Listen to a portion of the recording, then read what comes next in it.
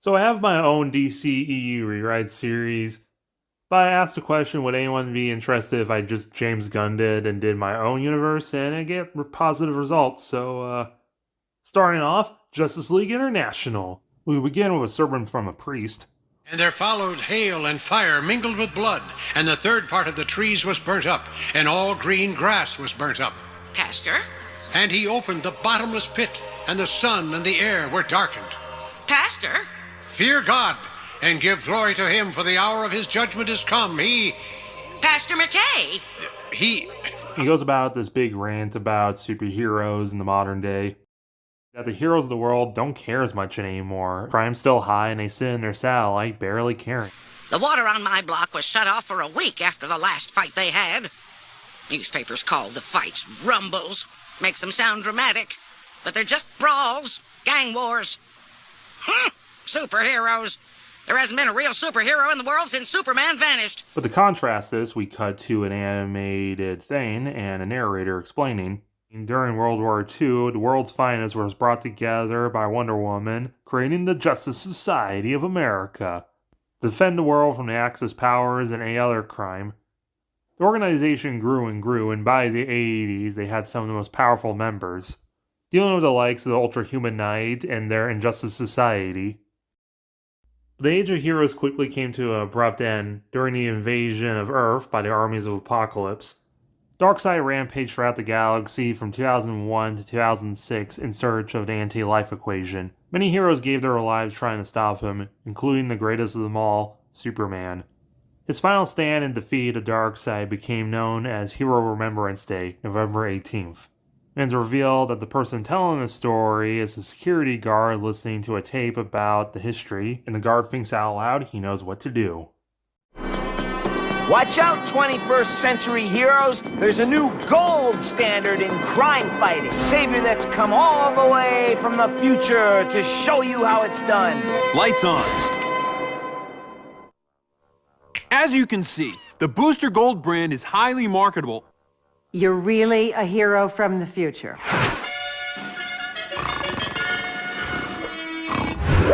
I created this flight suit and a time travel device to come here.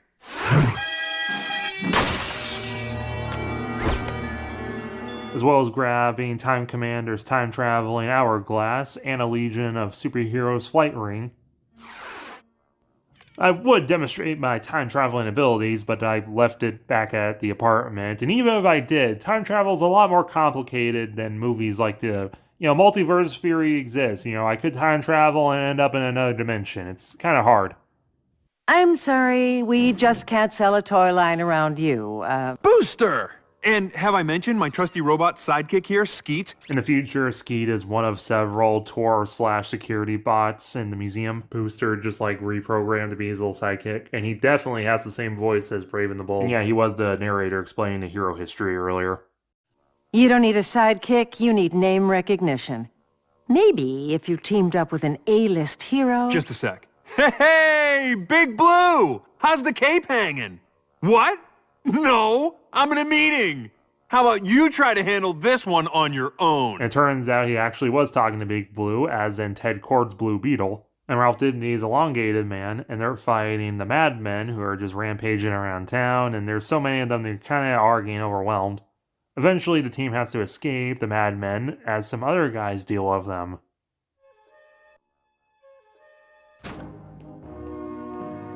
We cut to a restaurant and we see that priest from earlier walk into it.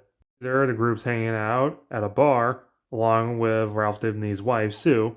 And the three of them are upset about Booster spending time trying to get yet another sponsorship. I mean, he already has so many. How much money does he actually make from all this? He's like, oh, come on, guys. I could always use some more. Tooth decay and gingivitis can be a crime. That's why I use Mighty Whitey toothpaste. Look, I don't actually make that much from all these sponsorships, okay? Especially accounting for the fact I have to pay for upkeep of our equipment, especially mine being from the future and all. Food, groceries, hospital bills, paying for all of our rent, paying for the fuel for Ted's Beetle, trying to keep core industries alive. And speaking of Ted, the original Dan Garrett Blue Beetle had this alien scarab thing. Used to make weapons and fly and even grow giant. Why don't you have it? You knew Dan before he died. And Ted's like, I do have it. Dan gave it to me on his deathbed. It's just the damn thing doesn't work on me. Point is, I'm barely making above minimum wage with all this stuff. Not everyone can just have their own independent company, Ted. I'm gonna bring this up again. It's $150 a piece. Cousin knows this guy who knows a publicist. What are we gonna publicize, Roy? The fact that we got our butts kicked? Hey, ooh, look what I'm doing. Look at that. I'm putting 150 right on the table. Who's in with me? I don't have 150, now do I? If I did, I would plunder my mother's silverware. You know who doesn't think it's a waste of money? Little Mr. Captain Amazing. Well, Captain, if we had a billionaire like Lance Hunt as our benefactor, yeah, we could spend 150. Lance Hunt is Captain Amazing. Oh, don't start that again. We're always on about this multiverse thing. Just because in your future Bruce Wayne became insane and became Batman doesn't mean in our timeline the man who's been born in the wealth actually gives a damn about people enough. Booster's like, I guess you're kind of right. And then Ralph and Sue joke about whoever Robin is, he's kind of cute. Hi, thanks for waiting. Hey, thanks for dropping by. Speaking about Batman, he arrives on the scene with Harvey Bullock and Jim Gordon investigating what happened with the madmen. Because he's Batman, he kind of figures it out pretty quickly. And there might be some connection to this mysterious Court of Owls Batman's been investigating on for the past while. Back with the group, Booster apologizes. Now they have their food. It's time to get to the real business. Dead or alive? Either. Go. Terry Fox. Good one. Great one. You know how much ass Terry Fox would get if he was still alive? You can start with mine. Gretz. Get out. Paulina. Gotcha. Grande. Ariana. Gracie. Gracias. Ariana Grande looks like she's 8, Ted fucker. I'm giving the preschool your plate number. Shorzy? Fuck you, Shorzy. Fuck you, Daxie. You wouldn't know what to do with the Great One. He fires bigger rockets than Elon Musk. Oh, fuck you. Terry Fox ran 3,400 miles in 143 days on one leg. If Terry Fox was alive, he'd have an interview show like Seinfeld. You mean comedians in cars getting coffee? Yeah, but it'd be called Canadians in Cars Getting Blows. He'd be boating with Kylie Minogue. Let's get some fucking gyozas. Fuck you, Shorzy. They pull out from the bar and we see Bruce Wayne walking the streets and investigating the Court of Owls. His first stop is the Owl Creek Country Club, obviously. He's denied entrance as Bruce, and then he starts looking around the nearby buildings, later that night breaking in as Batman. In the apartments by the country club, he tells Alfred how owls don't actually nest themselves, they just steal other nests. So looking around, eventually he finds a Talon lair, and a bunch of masks and a bunch of photos linking people to the Court of Owls. He finds some files, but then he suddenly hears a voice. You saw something you shouldn't have. Things happen in this world no one can account for. Then 3 talons of the court drop from the ceiling. The Court of Owls has sentenced you to die. This leads into an epic fight between Bruce and the Talons. Eventually, Bruce starts to realize he's losing, so he makes an escape attempt. But one of the Talons throws his dagger, cutting the grappling hook's wire. Bruce falls pretty hard. It's throwing another smoke grenade and escaping down the fire exit. He's kind of limping away. It's super intense. Then one of the Talons catches up to him. During the struggle, Bruce takes one of the daggers from the guy and slashes his throat. Talon collapses, bleeding, and Bruce has a sudden realization like, oh no, what did I do? He lifts the Talon's mask off, revealing that it's a kind of zombified body. He's like, what? He realizes there's a speaker inside the mask and repeats, you saw something you shouldn't have. As the body starts sweating this very bright green color, and then his neck wound starts to heal and he stands back up.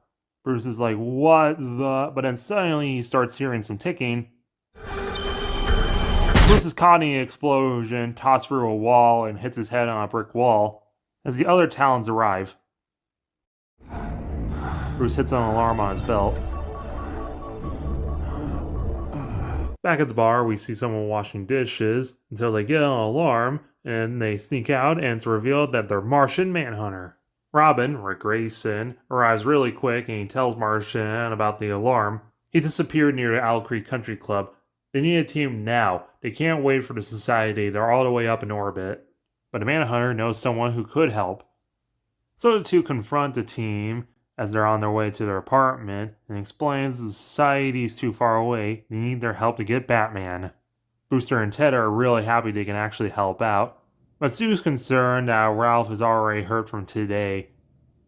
As Manhunter explains, this is on the utmost importance that they need their help. As we see Bruce captured and he awakens with an owl and he's getting tortured and placed in a thing. After a little bit of debate, the group decides to help out. So the guys suit up and they stalk out the Owl Creek Country Club. Ralph using his elastic powers to stretch his neck into the windows to see what's going on. But they get spotted and Ralph nearly gets his head cut off by a Talon. A freaked out Booster and Blue Beetle try using their lasers at it, and it kind of works, but then it just gets back up. And a bunch more Talons hop out. They try fighting them off, but they're getting their asses handed to them, so they run away! This leads into a chase until eventually Sue arrives in the Beetle and helps everyone. Well, that didn't work. And Robin's like, if all mine and Batman's theories are correct, I might know someone who could help us. The Penguin, who's behind bars. So they manage to get him on visiting hours. If you really want to go down this rabbit hole, you need to know there's no coming back from it. Just tell me what I need to know. Gotham's elite keep getting a pass on Blackgate. But not you. So what? You forget the secret handshake? They were favored. I wasn't. Favored by? But no one talks about them. Not a whispered word is said. Where the super rich go for shits and giggles. Might be worth a peek. Personally, I stay far away from that raptor's nest. Penguin explains the cord as the camera with Bruce starts projecting a video explaining the cord as well, and we cut back and forth between them. But I'm also bad at talking, so here's a better video explaining. In the early days of Gotham, namely 1865 to 1866, some wealthy slave owners in the Confederate U.S. moved north with their wealth once it became obvious that the Confederate States would lose the Civil War. They settled in Gotham City to start their new life, but it did not take long for them to realize that they were still viewed negatively by many. This was mainly due to their white nationalist beliefs and tendencies. They did not want to change their ways, and they sought to find new avenues in which to continue living their deplorable lifestyle. They formed the Owl Creek Country Club, exclusively for the wealthy elite. In a mixture of European tradition and New World ambitions, they chose the owl god Moloch as their symbol. They would perform ceremonies and rituals to the god. They didn't care about gender. Men and women were allowed membership alike, but they maintained their all-white policy. Membership was very demanding. Owl Creek expected its constituents to donate 15% of their wealth upon their deaths. Each member, upon their acceptance into the group, was given a white mask shaped like the face of a barn owl. They valued longevity of wealth highly, and shunned anyone who would threaten that. Their reach was far and wide. While their base of operations was Gotham, they allegedly had other chapters throughout the U.S., would be the owl god Moloch found in the dollar bill as a result of the court's influence. One of the ways they lived this longevity of wealth out was by constantly seeking investments in a number of things. One such investment was in the new and quickly growing Nazi Party in Germany. Many other wealthy Americans also donated to them, such as Henry Ford, who may have been a member of the court. It is rumored that another chapter of the court helped fund the 1939 Nazi rally in Madison Square Garden years later. Charles Sionis was one of Owl Creek's denied prospects. One of the most horrendous and deplorable practices of the Court of Owls was its process for creating and training Talons. Talons were the foot soldiers and muscle for the court. They carried out thefts, assassinations, and general dirty work for Owl Creek. The creation of these Talons was degrading. The court would press gang black men into indentured servitude, brainwash them, and turn them into weapons. If the members of the club were to be the Court of Owls, they would need Talons to execute their will. During the daytime, these brainwashed men were groundskeepers at the Owl Creek Country Club, but under cover of night, they would carry out the missions mandated to them by the court. And Rick realizes that means that they're going to turn Batman, into a Talon. Freaking out, thinking. But Sue tries calming him down, saying they'll get him before they can do anything to him. As Penguin continues, the court considered itself the ultimate authority in Gotham, and this is why the appearance of the Batman infuriated them. They had been previously uncontested in their business until the Bat began to unknowingly dismantle the system they had spent decades building. They had successfully made Gotham dependent on them without the city even realizing it. The Batman represented a threat to them, and they began to see the city become more independent, more free of their grasp. The court dreaded the loss of power that seemed to be on the horizon, and so they deemed it necessary to hatch a new plan. Skeet knows roughly the historical layout of the Owl Creek Country Club, or we're gonna have to deal with all these Talons. And Booster's like, just leave that up to me. And he tries entering the Owl Creek Country Club, but they turn him away. But they'll think about that later as they set up an audition. Looking for heroes, will meet Batman. They get some weirdos because of it, but eventually they find a couple useful people like Fire and Ice, who have the powers of Fire and Ice, a Rocket Red, Dr. Light and their light powers, and even Guy Gardner and that lady was with the other night, who turns out to be Black Canary Jr. with the same powers as her mother, and Guy rubs off the makeup from his face, revealing his symbols, revealing he's Warrior, and he has the power to generate weapons from his body.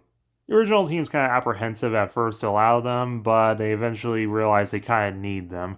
Plus, with Black Canary, because she is the heir to Queen Industries, they can get in.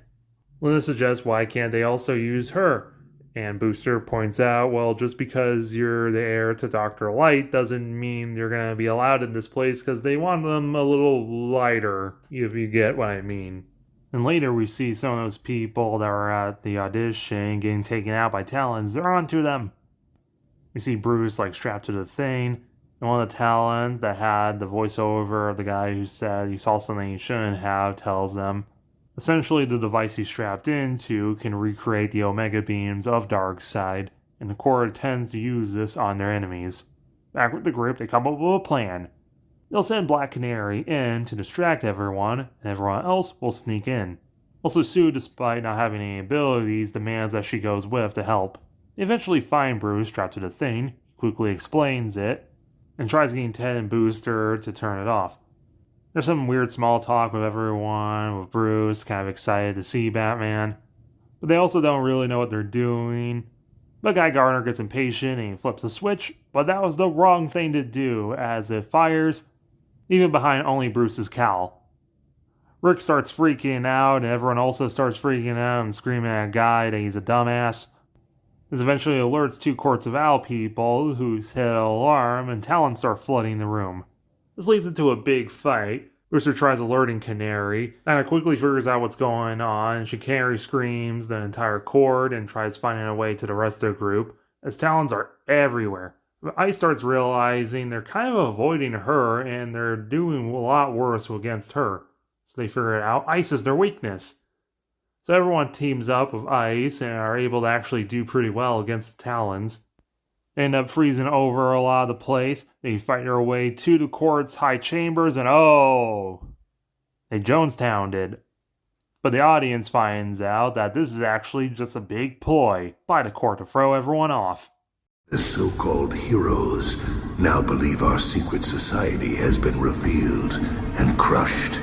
Your trademarked chaos. No one will notice the absence of our prize. We are once again free to operate with impunity. So they seemingly destroy the Court of Owls and tell the whole world who they are. The one guy, Maxwell Lord, sees this on the news, and he tries talking with the group, saying that he wants to fund them. Most of them are kind of like, well, I don't know. But Booster's excited because he's the publisher he told them about. Rick is still upset with Bruce as he kind of cries to himself, taking the cowl and leaving. But Martian Manhunter has something to say. Working together, we saved the planet. And I believe that if we stayed together as a team, we would be a force that could truly work for the ideals of peace and justice. What? Like a bunch of super friends? Like a Justice League. Do you have any idea how corny that sounds? But maybe the big guy's got a point. With all of us behind it, it just might work. And so they form the Justice League International. Max shows how he's for real by buying them the Hall of Justice to be their headquarters. Booster starts freaking out. Oh my god, in the future, this is the museum I work at. But the Justice Society is a little weird about this new team. Especially Wonder Woman, who fears they don't know what they're doing. So she has to talk to someone that she can trust. As we cut to some guy working on a farm, and it turns out to be Superman. Wonder Woman arrives. Clark Kent, now going by Calvin Ellis, It's revealed that he faked his death with Darkseid so he can just be at peace with his family of Lois. Wonder Woman tries convincing him that the world needs him again. Calvin kind of misses it all, but the world doesn't need him. I mean, Jay Garritt's become one with the Speed Force. He can literally be anywhere all at once. Hawkman's doing a great job stopping deforestation. Even old-timer Alan Scott's still able to keep the construct of New Oa on the satellite. He is Ion. He is Courage. But Diana rebuttals that most of the original members are almost 100 years old. Sandman literally 100 years old. Liberty Bell, Aquaman, and Green Arrow are too busy with politics. And there's a new team out there that ended up killing Bruce due to their gross incompetence. We need some people to actually show them how it's done. Mikhail sighs, saying that, no, his family needs him. It saddens me to hear about Bruce, but I have my own life to worry about. So Wonder Woman flies off. As we cut to the Sandman in the hospital, this is Wesley Dobbs, talking to Norman McKay. Wesley explains that he's 108 years old and he hasn't had in his entire life more than 6 hours of sleep.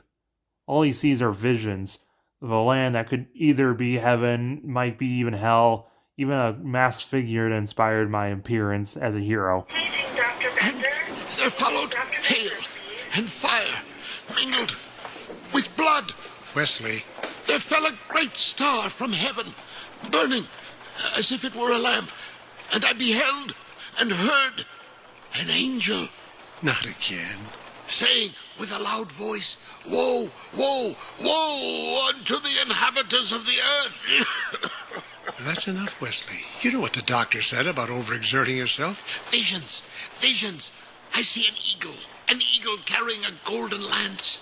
I know, Wesley. And the great bat, dark, shrieking. They're fighting. Legions of the mighty drowning in a lake of fire, washed up on waves of burning sand. I know, Wesley. You've told me before. And a flag in the shape of a man, red, white, and blue, but the red is blood red. The man is tattered and torn, lost behind a wall of fire. Please, Wesley, I'm trying to help. Don't make me call the nurse. Babylon falls, Norman. Be the one who listens to me. Now all the sand's gone, as I slowly rot in his bed. Norman tries comforting Wesley in his final moments, and is there at his funeral. He sits alone in the pews, staring at his Bible. And he doesn't see the pages for a minute. He instead... The dreams. I thought he was senile, insane. But if he was, then so now am I. His dreams are now mine, and they are visions of utter despondence. The golden eagle, the dark-winged bat, the man behind the wall of red flames. I see them all. Wesley wanted someone to act, but what can anyone do? Bathed in light as an angel passes through the wall. I have need of you, Norman McKay. And now the visions talk to me. I have gone mad. Hardly.